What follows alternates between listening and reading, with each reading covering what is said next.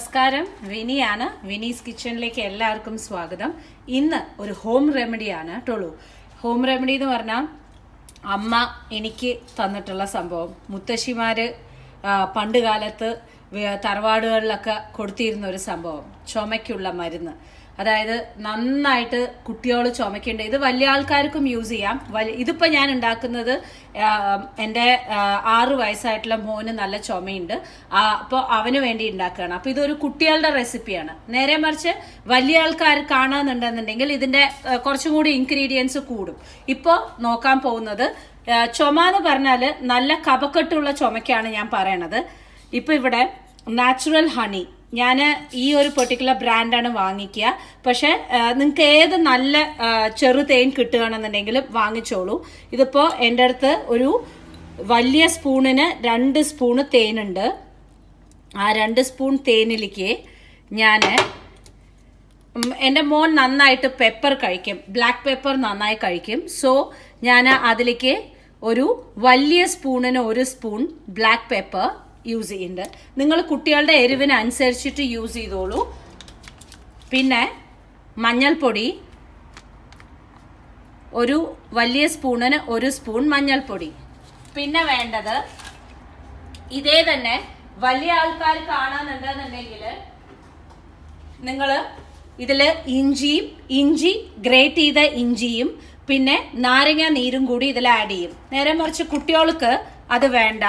ഇപ്പൊ നമ്മള് ഇതിൽ കൂടെ ലൈറ്റ് ആയിട്ടുള്ള ചുടുവെള്ളം, ഇളം ചുടുവെള്ളം ഇതിലേക്ക് ഒഴിക്കും. എന്നിട്ട് നന്നായിട്ട് കലക്കുക. മിക്സ്. കട്ടിയായിരിക്കും തേന്. അതാണ് നല്ല തേനിന്റെ അടയാളം. അതാ ഞാൻ പറഞ്ഞത്, നല്ല തേന് നോക്കി വാങ്ങിക്കൂ, ചെറുതേന് നല്ലത് നോക്കി വാങ്ങിക്കൂ. വൈദ്യന്മാരുടെ കടയിൽ കിട്ടും നല്ല തേന്. ഇല്ലെങ്കിൽ ഇപ്പോൾ എന്താണ് പറയുക, എല്ലാവരുടെയും കൊണ്ടുവരണ തേനുകൾ അത്രയ്ക്കൊന്നും പോരാ. നന്നായിട്ട് മിക്സ് ചെയ്യണം.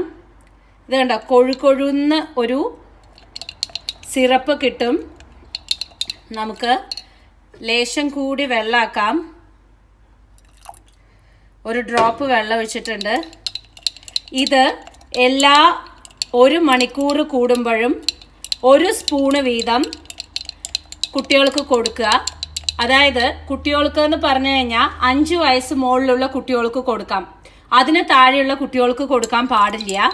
അത് മാത്രമല്ല, ആദ്യത്തെ ദിവസം 1 മണിക്കൂർ ഗ്യാപ്പ്, രണ്ടാമത്തെ ദിവസം 3 മണിക്കൂർ ഗ്യാപ്പ് വിട്ടിട്ട്, 3-ാമത്തെ ദിവസം ഒന്നും കൊടുക്കേണ്ടി വരില്ല.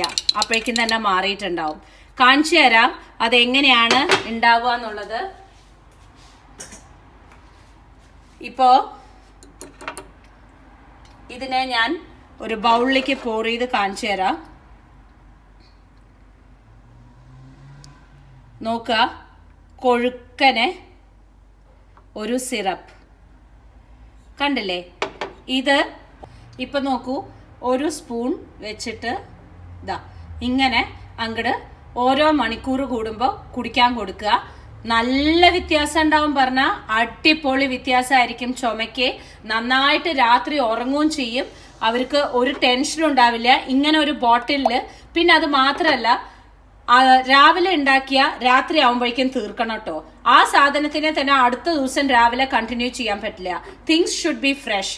അതായത് പിന്നെ രാവിലെ ഉണ്ടാക്കുന്ന സമയത്ത് സംഭവങ്ങൾ ഫ്രഷ് ആയിരിക്കണം എന്ന് ചുരുക്കം. ഓക്കെ, അപ്പോൾ എനിക്കിതിപ്പോ എന്താ പറയാ, രാത്രി വരയ്ക്കും ഉള്ളത് ഞാൻ ഉണ്ടാക്കി വെച്ചിട്ടുണ്ട്. അവൻ കിടക്കാൻ പോണ വരയ്ക്കും ഉള്ളത് ഉണ്ടാക്കി വെച്ചിട്ടുണ്ട്. പിന്നെ നാളെ രാവിലെ ഞാൻ ഫ്രഷ് ആയിട്ട് വേറെ ഉണ്ടാക്കും. ഓക്കെ, അപ്പോൾ ഇതാണ് ഇന്നത്തെ home tips for home remedy for കഫമുള്ള ചുമ കുട്ടികൾക്ക്. വലിയ ആൾക്കാർക്കാണെങ്കിൽ ഞാൻ പറഞ്ഞു, ഇതിൽ കൂടെ ഇഞ്ചി ഗ്രേറ്റ് ചെയ്തതും നാരങ്ങ നീരും കുറച്ചും കൂടി നല്ലോണം കുരുമുളക് പൊടിയും മഞ്ഞൾപ്പൊടിയും കൂടി ചേർത്താൽ വലിയ ആൾക്കാർക്ക് കറക്റ്റ് ആയിരിക്കും. ഓക്കെ, അപ്പോൾ വീണ്ടും നല്ലൊരു റെസിപ്പിയുമായി കാണാം. ടിൽ ദെൻ ആരോഗ്യത്തോടു കൂടി ഇരിക്കുക, സൂക്ഷിച്ചിരിക്കുക. ഓക്കെ, വിനീസ് കിച്ചൺ ലൈക്ക് ചെയ്യുക, സബ്സ്ക്രൈബ് ചെയ്യുക, ഷെയർ ചെയ്യുക. Till then take care and bye. Sweetie. Hello. You have cough, yeah? Yeah. And your favorite. How's it? Super? Peppa? Okay. നമുക്കിനി 1 hour കഴിഞ്ഞ് കഴിക്കാം കേട്ടോ. ഓക്കെ.